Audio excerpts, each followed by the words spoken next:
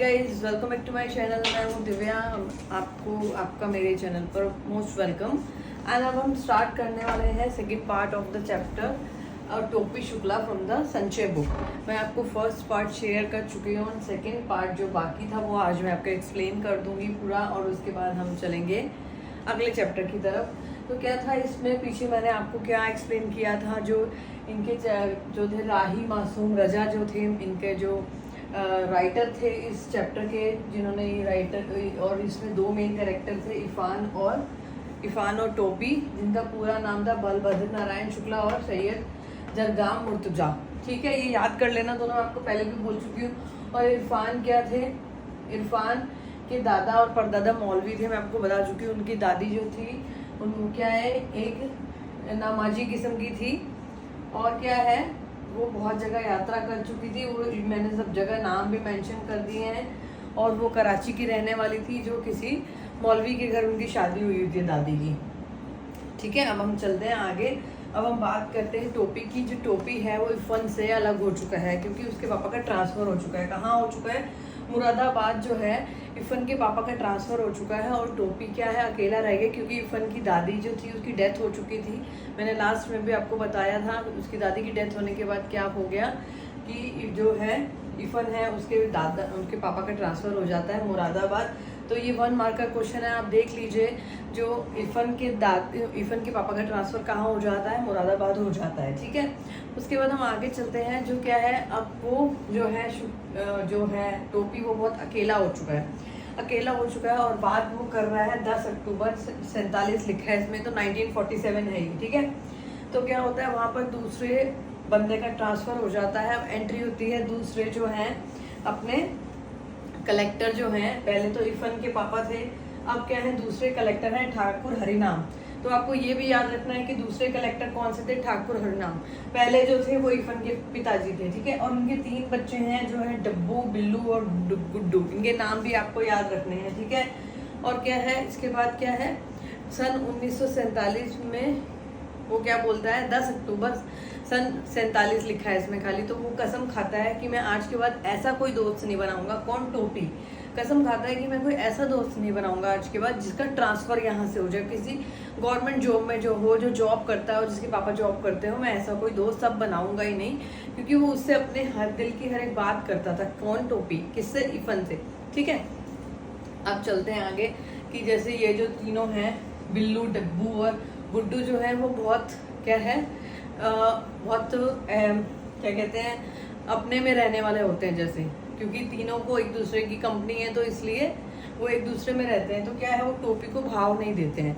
तो वो कहता है, वो कसम खाता है कि मैं अब इसके बाद क्या है, कोई भी ऐसा दोस्त नहीं बनाऊंगा जो मेरे को छोड़ के चला जाए।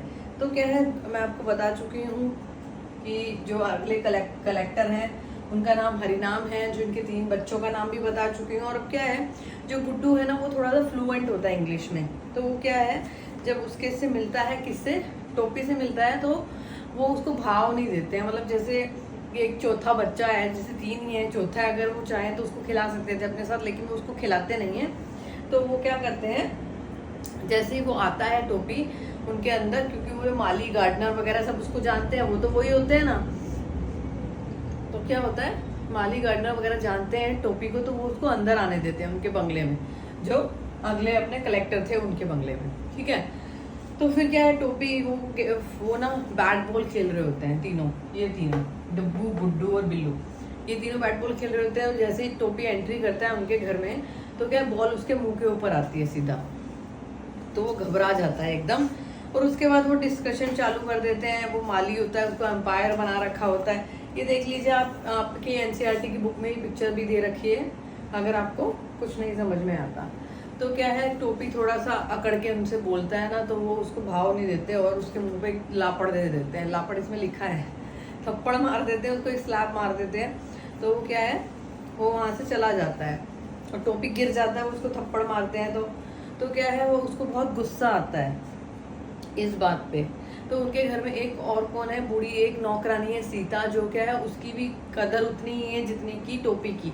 तो वो उसको बहुत ज़्यादा पोलाइटली और अच्छे से बात करती है, वो उससे टोपी से सीता, क्योंकि टोपी की भी सीता की भी वही कंडीशन है उस घर में जो टोपी की वैल्यू है, ठीक है।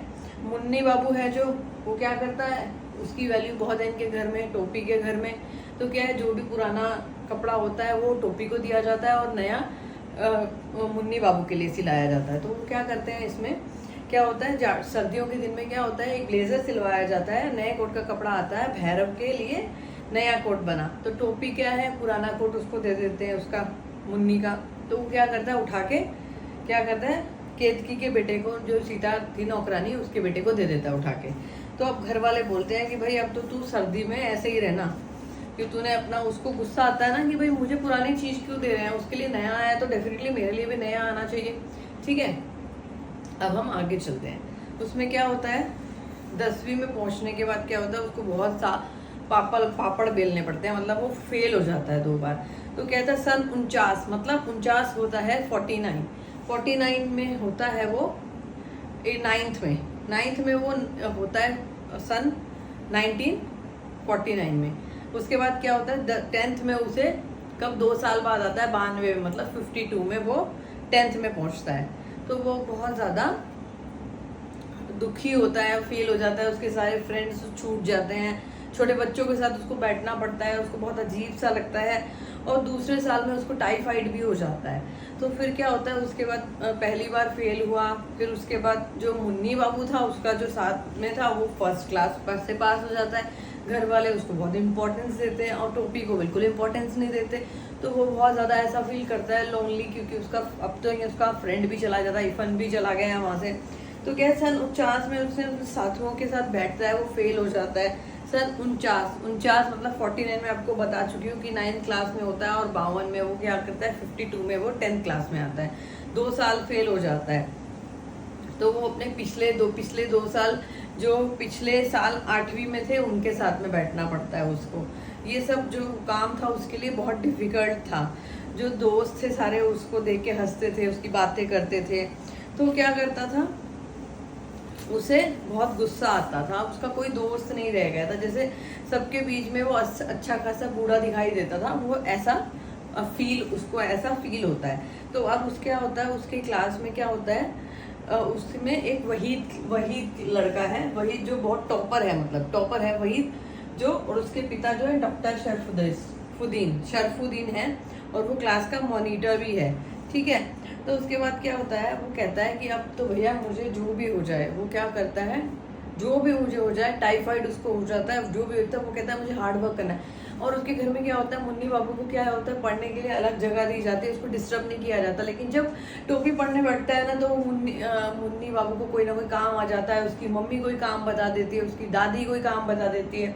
तो ऐसे करके उसको पढ़ने नहीं दिया जाता, डिस्टर्ब करते हैं बहुत ज़्यादा। लेकिन फिर भी वो कहता है कि अब क्या, मुझे टाइफाइड का बाप भी हो जाए ना, तब भी मैं पास होके दिखाऊंगा।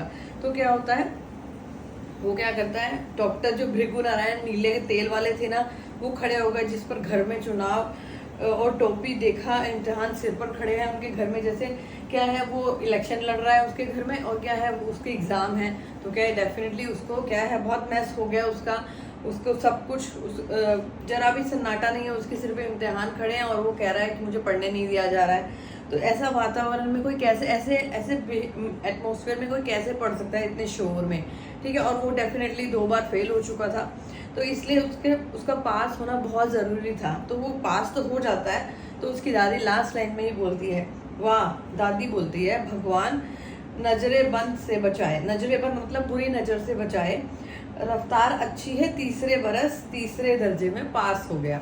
मतलब क्या है, टोपी क्या है, 3rd क्लास से पास हो जाता है। लेकिन क्या है, उसको बहुत सारी डिफ़िकल्टी का सामना करना पड़ता है, उसका फ्रेंड उससे अलग हो जाता है, उसकी दादी लोग उसको इम्पोर्टेंस नहीं देती। इरफान की दादी क्या है, टोपी के साथ में बहुत हेल्प करती है, उससे बातें करती है, उसको इरफान की दादी पसंद होती है जो मर जाती है। तो क्या है, ये चैप्टर यहीं पे ख़त्म होता है, और इसके क्वेश्चन आंसर मैं जल्दी ही लेके आऊँगी आपके लिए। और कोई भी डाउट हो इससे रिलेटेड आप मुझसे पूछ सकते हैं। और लाइक शेयर सब्सक्राइब करना मत भूलिएगा। बाय बाय बच्चों लोग।